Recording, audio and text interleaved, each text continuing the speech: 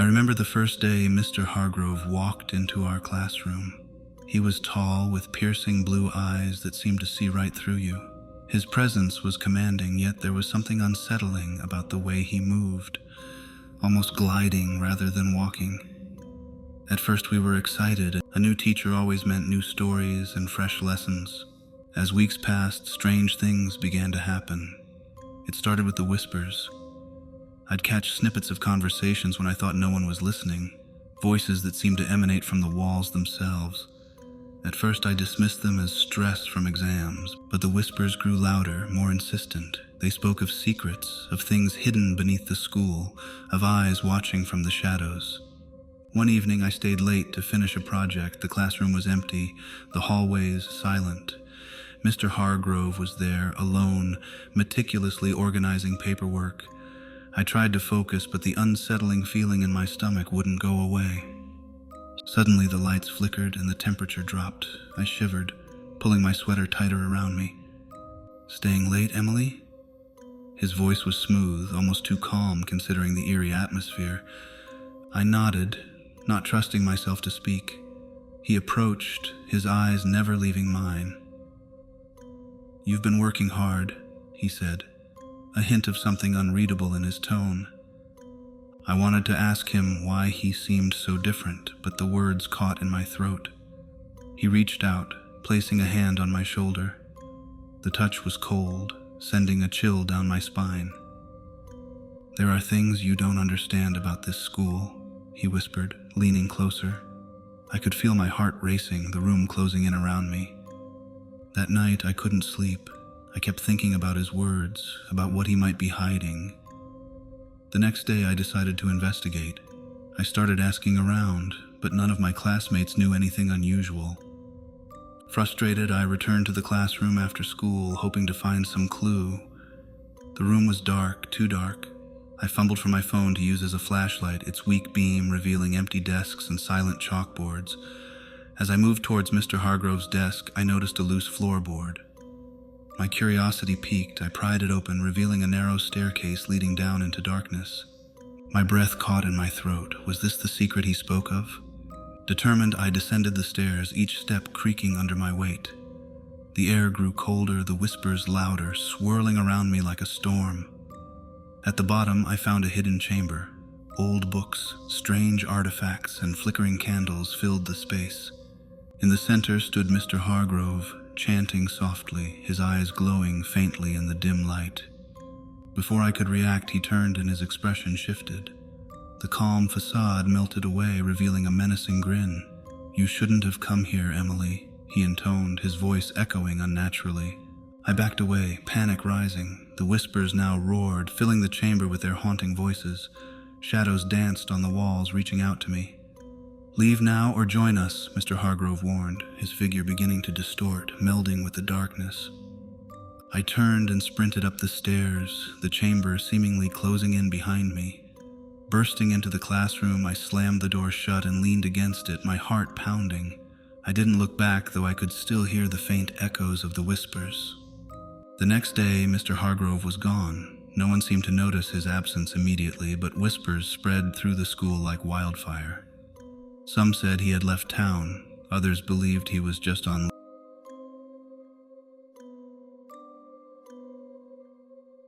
I remember the first day Mr. Black arrived at our old high school. The building had stood empty for years, but somehow the administration decided to reopen it, preserving its haunting charm. Mr. Black was our new history teacher, and from the start, there was something unsettling about him. He always wore a dark suit, regardless of the weather, and his piercing eyes seemed to see right through you. Classes began, and I noticed odd things. Mr. Black never missed a day, even when the weather was terrible or during holidays. He often stayed late, murmuring to himself in an empty classroom. One evening, curiosity got the better of me, and I decided to stay after school to see what he was up to. As the students filed out, the corridors echoed with silence. I watched as Mr. Black lit candles around his desk and began to chant softly. The room felt colder, the shadows deeper. Suddenly, the candles flickered violently and a ghostly figure materialized behind him. I froze, heart pounding, as Mr. Black continued his incantation, seemingly in control of the apparition. Days turned into weeks, and strange occurrences became commonplace. Students reported seeing apparitions in the hallways, whispers in the night, and objects moving on their own. The administration tried to brush it off as old building quirks, but fear was palpable. Mr. Black remained unfazed, his lessons more cryptic and filled with warnings about the past. One night, unable to sleep, I sneaked into the school to confront him. The halls were deserted, shadows dancing on the walls. I found Mr. Black in his classroom, surrounded by candles and old books. "What are you doing?" I demanded, my voice echoing in the empty room. He looked up, eyes hollow. "Protecting us from what's forgotten," he whispered. Before I could respond, the temperature plummeted and the ghostly figure reappeared, its eyes empty voids. Panic surged through me as the apparition advanced, and Mr. Black began chanting louder, trying to keep it at bay. Desperate, I grabbed a candle and threw it at the ghost.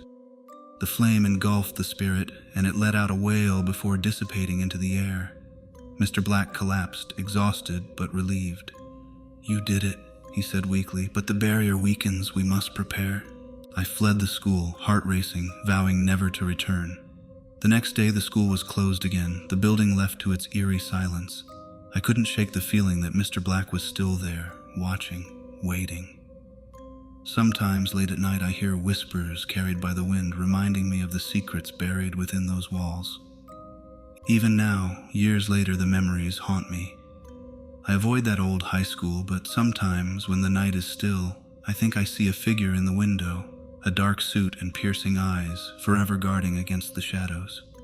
The experience taught me that some places hold secrets too dark to uncover, and some teachers are guardians against horrors we're not meant to face.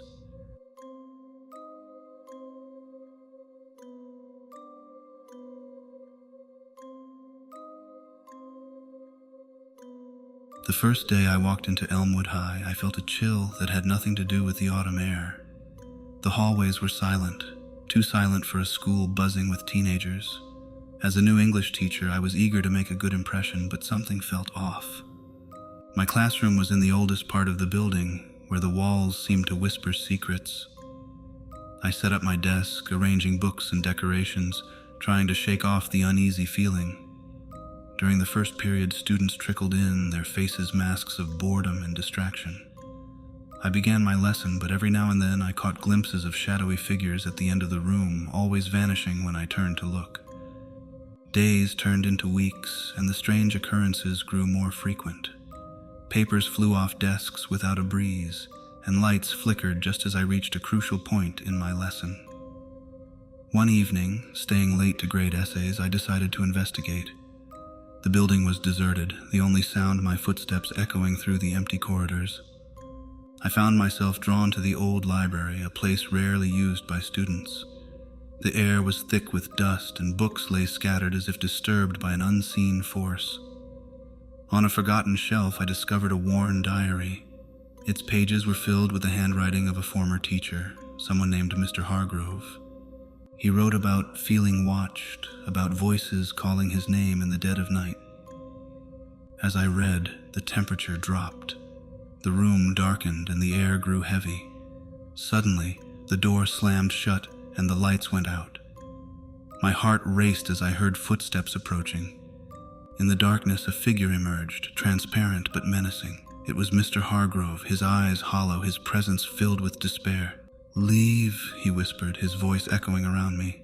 "This place is not meant for the living." I tried to speak, but fear paralyzed me. The room seemed to close in, the shadows growing thicker. Desperate, I recalled a line from his diary. "To find peace, one must confront the past." Summoning all my courage, I looked into his empty eyes and spoke his name. At that moment, a flood of memories surged through me. Stories of neglect, of students lost to mysterious circumstances, and of Mr. Hargrove's inability to let go. Understanding dawned on me. The restless spirit was trapped by unresolved pain, unable to move on. "I can help you," I said softly. "Tell me what you need." The apparition flickered, the anger in his eyes fading to sorrow. He pointed toward a hidden corner of the library where an old, forgotten ledger lay. I retrieved it, discovering records of students who had vanished without a trace, their names crossed out in red ink. It was clear that something dark had happened here, something that Mr. Hargrove couldn't forget. As I closed the ledger, the room began to lighten. Mr. Hargrove's form became more translucent until he finally dissolved into the air, a look of peace replacing his former torment. The oppressive atmosphere lifted, and the lights steadied. I left the library with the ledger, determined to uncover the truth behind the disappearances. Reporting it to the authorities was the first step toward justice for those lost souls. But even as the days passed and the hauntings ceased, I couldn't shake the feeling that Elmwood High still held its secrets tightly.